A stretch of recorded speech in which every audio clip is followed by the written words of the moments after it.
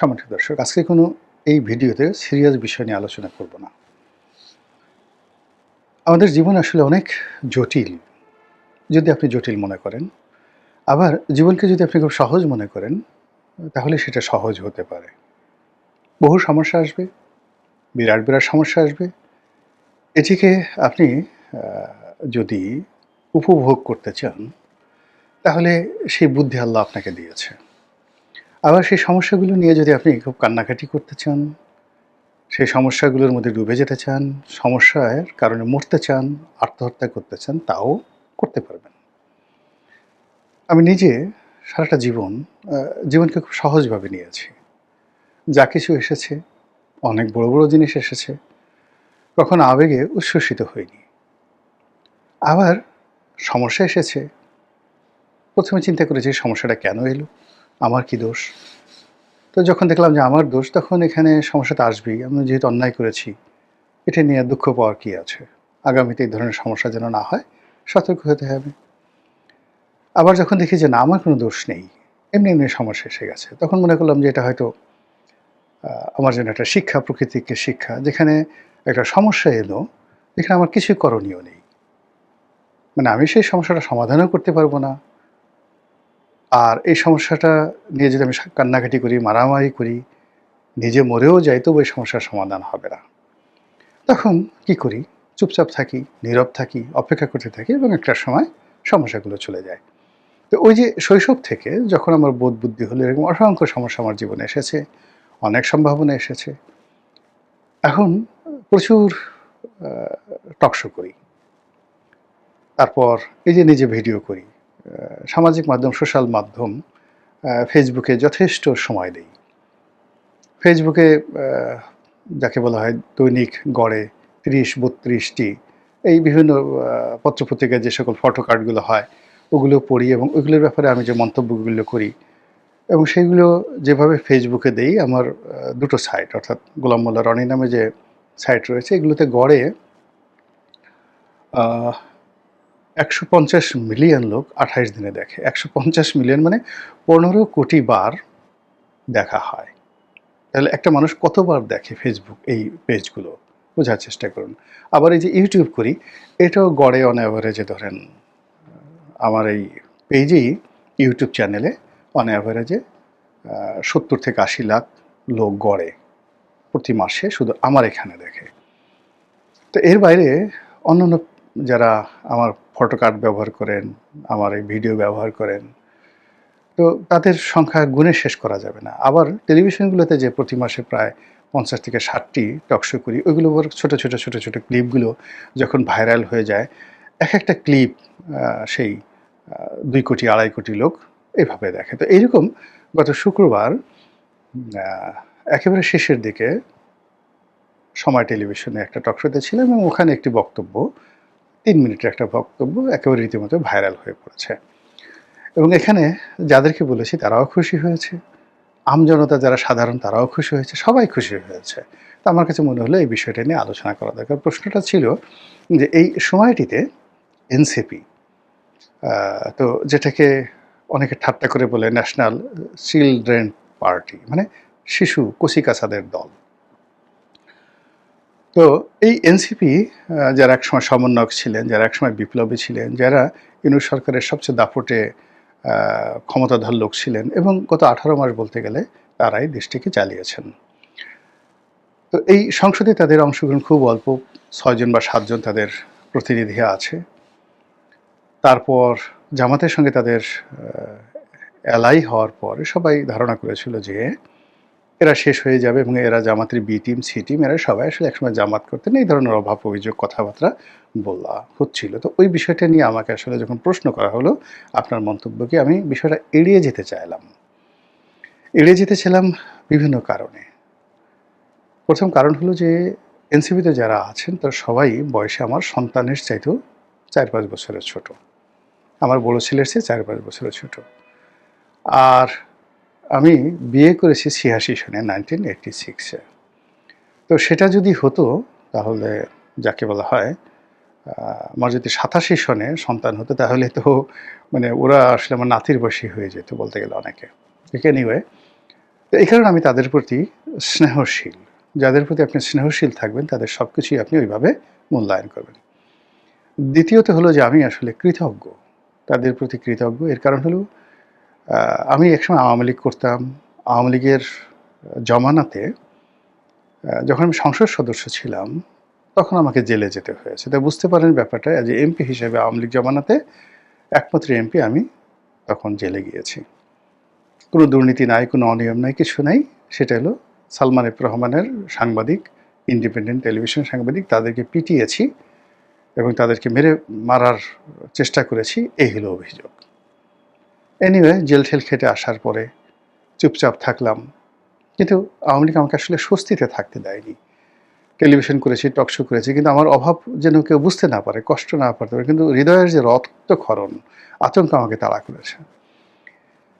এরপর যখন আমি 2019 সনে 18 সন নির্বাচনে বিএনপি থেকে ইলেকশন করলাম, এরপরে আমার উপর যে জুলুম অত্যাচার এলো, অর্থনৈতিক, সামাজিক, মানসিক, আমাকে রীতিমতো আলু ভর্তা বানিয়ে ফেলেছে।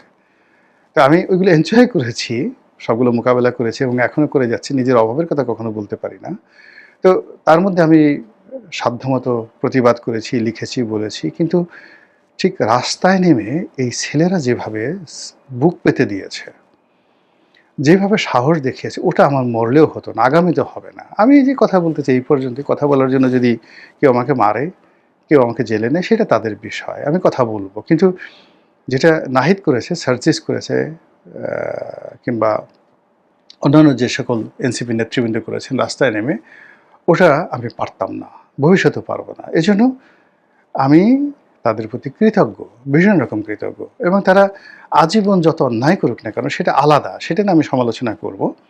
কিন্তু তাদের এই যে কন্ট্রিবিউশন, এই কারণে আমি কোনোদিন তাদের সমালোচনা করতে চাই না, করবও না। তাদেরকে আমি সেভাবে স্নেহ করি। তো সেই নাহিদ, সার্জিস, মাহফুজ, তারপরে শেষে অন্যান্য যে সকল নেতৃবৃন্দ রয়েছেন, সবচেয়ে যিনি এমপি হয়েছেন, একেবারে আমার এলাকার জামাই, স্ক্রিপ্ট ছাড়া তো পড়তেছি, এই মুহূর্তে নামটা মনে আসতেছে না। সবচেয়ে যাকে বলা হয় কুমিল্লা থেকে যিনি এমপি হয়েছেন, যা হোক। তো তাদের এই সাম্প্রতিক সময় তারা আবার আন্দোলনের ডাক দিচ্ছেন, সিটি কর্পোরেশন নির্বাচন করতে যাচ্ছেন। হাসনাত আবদুল্লাহ তারা চট্টগ্রাম সিটি কর্পোরেশনে ইলেকশন করতে চাচ্ছেন, ঢাকা সিটি কর্পোরেশন ইলেকশন করতে চাচ্ছেন, আন্দোলন গড়ে তুলতে চাচ্ছেন। 2036 সনে তারা ক্ষমতায় আসবেন, আর 7-8 বছর পরে। এই স্বপ্ন তারা দেখছেন। এটা নিয়ে যখন আমাকে প্রশ্ন করা হলো, তখন আমি বলেছিলাম প্রশ্নে যে আসলে আমি ওদের কোনো কিছু মিলাতে পারছি না।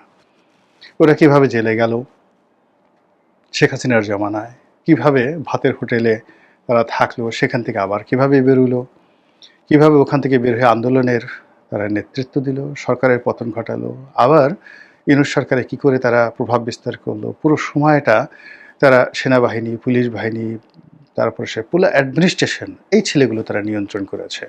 তাদের কথার বাইরে কোনো কিছু হয়নি। ডক্টর মোহাম্মদ ইউনূস থেকে শুরু করে কোনো কিছু হয়নি। এমনকি সালাউদ্দিন সাহেব, তারেক রহমান সাহেব, সবাই তাদেরকে তোয়াজ এবং তদবির করে 18 মাস রাজনীতি করেছেন, যেটা আমি ব্যক্তিগতভাবে কল্পনাও করতে পারি না। আবার তারেক রহমান সাহেব ক্ষমতায় আসার পরেও নাহিদ সাহেবের বাসায় গেছেন, তারপর শেষে হাসনাত আবদুল্লাহকে তাদের সঙ্গে যখন দেখা হয়েছে, তারা যখন সংসদে কথাবার্তা বলেন, এখন তাদের যে কর্তৃত্বটা, এই কর্তৃত্বটা স্পষ্ট। তাদেরকে বিএনপি বা তাদেরকে জামাত কেউ এখনো পর্যন্ত নেগলেক্ট করতে পারছে না। এমনকি এদেরকে নিয়ে আওয়ামী লীগের কিন্তু কোনো তারা রাগ দেখাচ্ছে, ক্রোধ দেখাচ্ছে, কিন্তু তাদেরকে আওয়ামী লীগ কিন্তু তাচ্ছিল্য করছে না। কোনো অবস্থায় আওয়ামী লীগ কিন্তু এই যে এনসিপির যারা নেতৃবৃন্দ, তাদেরকে তাচ্ছিল্য করছে না। যারা তাচ্ছিল্য করছে, শিশুদের দল বলছে, বালকদের দল বলছে, চিলড্রেন পার্টি বলছে, তারা আসলে রাজনীতির ওইরকম কেউ না। তো কাজেই এই জিনিসগুলো একজন বিশ্লেষক হিসেবে, রাজনীতিবিদ হিসেবে আমি মিলাতে পারি না। ফলে তারা আবার আন্দোলন গড়ে তুলবে, আবার আরেকটা বিপ্লব করবে। তারা যে হুমকি দিচ্ছে, ধামকি দিচ্ছে, বিএনপিকে ভয় দেখাচ্ছে। নাসিরউদ্দিন পাটোয়ারি আগের চেয়ে আরও শক্তি নিয়ে কথা বলছে। সেই যে নাসিরুদ্দিনের সেই পাটোয়ারির কথা শুনে তার আতঙ্কে মানে মির্জা আব্বাসের মতো একজন রাজনীতিবিদ চিত হয়ে শুয়ে পড়ল। তিনি অসহায় হয়ে পড়লেন এবং তিনি সেই অসুস্থ হওয়ার ২-৩ দিন আগে আমি একটা ভিডিও করেছিলাম তাকে সমবেদনা জানিয়ে। তিনি টেলিফোন করে অনেকক্ষণ আমার সঙ্গে কথাবার্তা বললেন। মানে এই এনসিপি নাসিরুদ্দিন পাটোয়ারিকে মির্জা আব্বাসের মতো মানুষ কীভাবে কাউন্ট করেন ঢাকা শহরে, ওটা মানে অবাক করার মতো বিষয়। আবার সালাউদ্দিন সাহেবের মতো মানুষকে নাসিরুদ্দিন পাটোয়ারি আচ্ছা মতো গালাগাল করছে। কক্সবাজারের মতো গিয়ে জায়গার মতো গিয়ে তাকে চাঁদাবাজ, দখলদার, আজে বাজে কথাবার্তা বলছে। আবার এখন বুক ফুলিয়ে মানে সে শহরে চলছে, কোনো রকম আবেগ নাই, উদ্বেগ নাই, চিন্তা নাই। সে আবার আন্দোলনের লড়াই সংগ্রামের ডাক দিচ্ছে এবং এখন তো সে মানে নাসিরুদ্দিন পাটোয়ারি তারেক রহমান সাহেবের নিচে নামেই না। যেভাবে পিনাকি একটা সময় মানে সমালোচনা করতো আওয়ামী লীগ জামানাতে, সে কারো সমালোচনা করতো না, শুধু শেখ হাসিনা সমালোচনা করতো।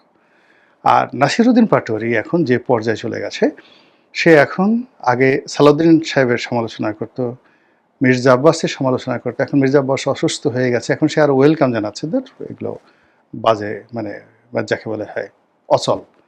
সে বলে মোস্ট ওয়েলকাম কমরেড, আসেন যোদ্ধা, আপনি আসেন, আপনাকে স্বাগতম।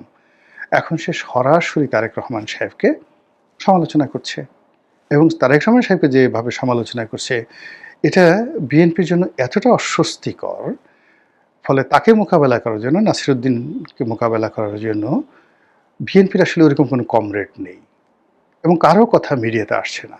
বিএনপির একমাত্র নয়ন ছাড়া, যুবদল নেতা নয়ন ছাড়া বিএনপির কেউ এই এনসিপির কোনো নেতা, বিশেষ করে নাসিরুদ্দিন পাটোয়ারি, নাহিদ, সার্জিস, মানে এদের কারো বিরুদ্ধে একটু শব্দ করছে না।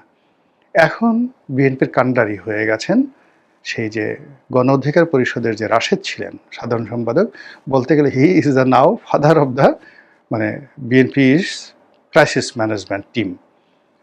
বিএনপির যে সকল ক্রাইসিস ম্যানেজমেন্টের টিম তৈরি করা হয়েছে, এই টিমের মধ্যে এখন একমাত্র ভোকাল হলো রাশেদ। যে বিশাল টিম তারেক রহমান সাহেব সাজিয়েছেন, এখানে ডাক্তার জাহিদুর রহমানকে নিয়েছেন, প্রেস সচিবকে নিয়েছেন, তো এদেরকে যদি আপনি এদের সাহস শক্তি দেখেন তাহলে আমার কাছে মনে হচ্ছে যে এরা সেই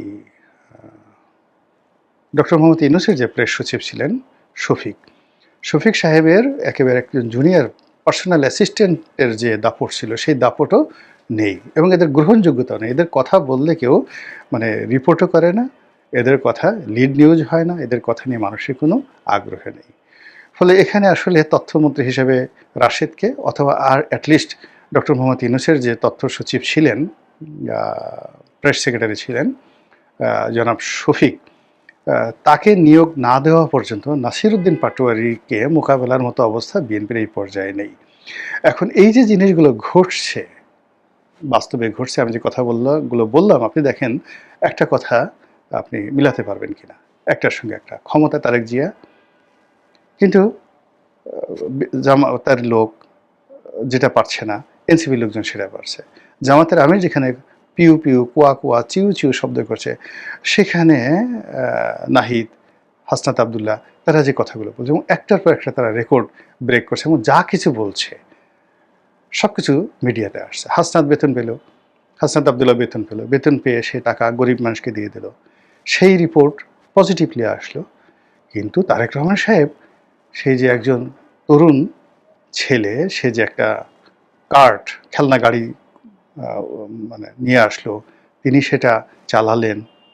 তারপরে আবার একজন যাকে বলে মানসিক ভারসাম্যহীন লোক একটা গাড়ি বানিয়েছে, সেই গাড়ি সেই ভারসাম্যহীন লোকটা, অটিস্টিক লোকটা চালালো। তারপরে পিছনে প্রধানমন্ত্রী বসে রইল। এরকম মহৎ কাজগুলো নিয়ে পত্রপত্রিকায় ওরকম জাস্ট একটা ফটোকার্ড ছেড়ে দিচ্ছে, কিন্তু এটা কোনো প্রশংসা করছে না। কিন্তু নাহিদ সংসদে কী ভাষণ দিল, হাসনাত আবদুল্লাহ কী ভাষণ দিল, নাসিরুদ্দিন পাটোয়ারি এখন কি বলল, এগুলো নিয়ে মুহূর্তের মধ্যে সেই মানে ভাইরাল হয়ে যাচ্ছে। এত মহিলা সংসদ সদস্য বিএনপি নিয়োগ দিল, সবারই আউটস্ট্যান্ডিং পারফরমেন্স এবং এটাকে বলা হয় one of the finest selection বিএনপির, যাদেরকে মহিলা এমপি বানানো হয়েছে। কিন্তু এটা নিয়ে কেউ কোনো কথাবার্তা বলছে না।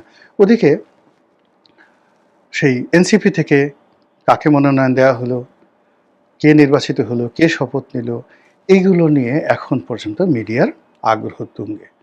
যখন আপনাকে নিয়ে কারো আগ্রহ থাকবে, whatever you are, negative or positive, আপনাকে নিয়ে মানুষের আগ্রহ থাকবে, আপনার কথা শুনতে চাইবে, আপনার খবর শুনতে চাইবে, আপনাকে গালাগালি করতে চাইবে, ইট মিনস সমাজে আপনার ভ্যালু আছে।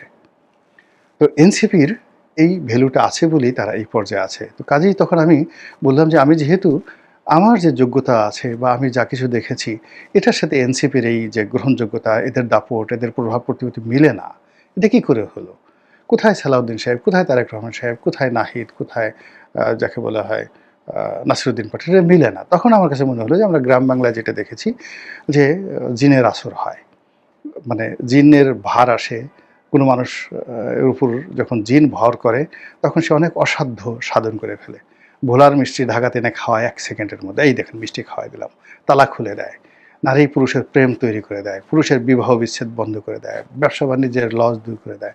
তো সেই দিক থেকে আমাদের রাজনীতিতে তখন আমি বললাম যে আমার কাছে মনে হচ্ছে যে কমপক্ষে একটা দুটো নয়, এনসিপির সাথে 1 ডজন জিন আছে।